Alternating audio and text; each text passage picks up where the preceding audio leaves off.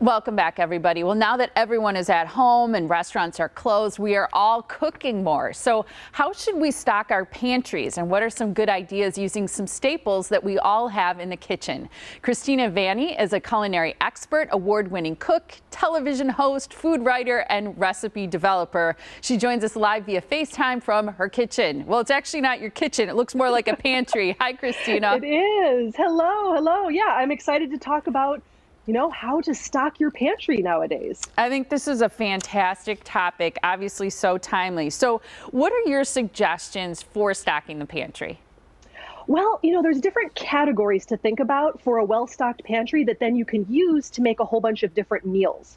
So first, think about dried goods. So things like pastas, dried legumes, grains, things like that.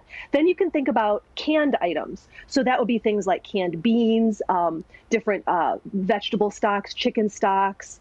Then you can also think about spices, because having a nice array of spices, that's what's going to make things interesting over these coming weeks as we keep going to our pantry to make meals. And then don't forget about things like your cooking and baking items. So flour, sugar, salt, baking soda, baking powder, things like that. And then finally, think about cooking oils and vinegars. So you want to have olive oil, vegetable oil. Those are two good staples. And then also maybe some white vinegar, apple cider vinegar, maybe balsamic vinegar. Interested in your thoughts on pantry proteins, because I've been eating a lot more tuna fish lately and some very high quality canned chicken. Yeah, that's a really good point, because that is, a non-perishable form of protein. So maybe even, canned tuna, pouches of salmon, even something like some dried salami or some beef jerky. Those are other good things to have on hand. Really good proteins at last. I like that you are a fan of those. So what are some of your favorite recipe ideas, things that you can make using pantry staples? Yeah, there are so many great recipes that you can use just with what you have from a well-stocked pantry. Now, some of those recipes are the real obvious things. So you might have a box of pasta and a jar of your favorite sauce. But I have noticed, being in the grocery stores the past week or so, those are starting to empty from the shelves. So what I wanted to do is give you a couple of ideas with pantry items that you probably will still be able to find. One of my favorite pantry items is lentils. So lentils are great. They're low in calories, they're high in fiber, it's a plant-based protein as well. And so I have a recipe for an instant pot lentil soup that's all made with pantry ingredients. It's really, really delicious. That sounds fantastic. Yeah, and another thing to think about is I know a lot of people they're kind of getting the itch to bake right now when they're at home. So I have another recipe for some Raisin Bran muffins that also uses pantry ingredients. It actually uses an entire box of Raisin Bran cereal. And what's cool about that recipe is it makes a ton of batter. So if you want to make a giant batch of muffins, you can do that. But you can also take that batter and you can store it in an airtight container for up to 1 week. So that means you can wake up each morning and just scoop out a little bit of the batter, make some freshly baked muffins, and wake up to that aroma every single day. I think it's things like those little luxuries that are going to feel good right now when we're all at home. I totally agree with you. That's why it's such a great idea. And it sounds like it's loaded with fiber and healthy stuff too. I wonder, because you're so good at cooking and you have so many great recipe ideas, what do you think we need to sort of remember right now? Or what do you think that we need to take from this as we're stuck at home and cooking and trying to look at recipes? Absolutely. That's something I've been thinking a lot about lately. And I feel like this is the time to turn to those recipes from our grandparents' generations, because they were the ones, they knew how to get through tough times. They knew how to pinch a penny. So this is the time to, dust off that old recipe box, crack open the old cookbooks, and look at those recipes from previous generations, because those techniques and skills, that's really what's going to help us.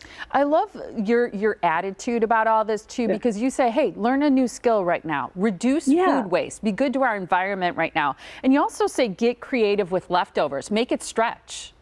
Absolutely. So if we're thinking about our grandparents' generation, think about things like homemade, not store-bought. Again, the aisle in the grocery store that is very bare right now is the bread aisle. So this is the time to learn how to make homemade bread. It's actually, it's not, people think of that it's intimidating. It's not. Making homemade bread, first of all, your house is going to smell delicious. It's not that hard. I have a bunch of different recipes, everything from an English muffin bread. You know, if you can't find English muffins, you can make English muffin bread, a honey whole wheat, maybe homemade breadsticks. There's a lot of things you can do with homemade bread. So that's one trick from our grandparents' generation.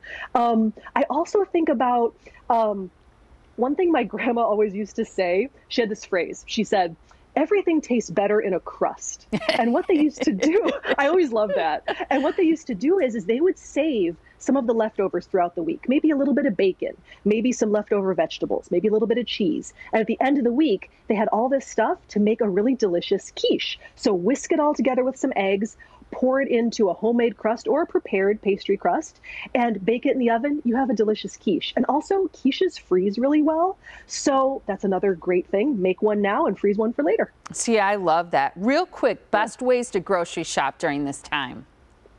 Well, the first thing you want to do is take inventory of what you already have at home. You don't need to double buy. And also, you want to get rid of anything that maybe has already expired. So clean out those pantries, organize it so you use what's going to expire first, and then make a list of what you need. So look through those recipes, know what you need, so you're ready to go. You're armed when you're ready to go to the grocery store.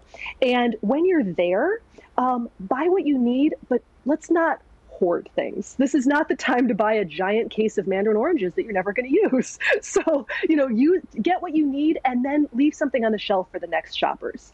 And, at this time, you can, if you know what you need, you can order them online maybe.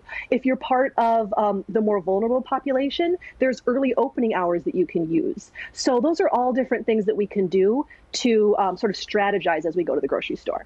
I love that, Kristina. It's so great seeing you and talking to you. I appreciate your time so much.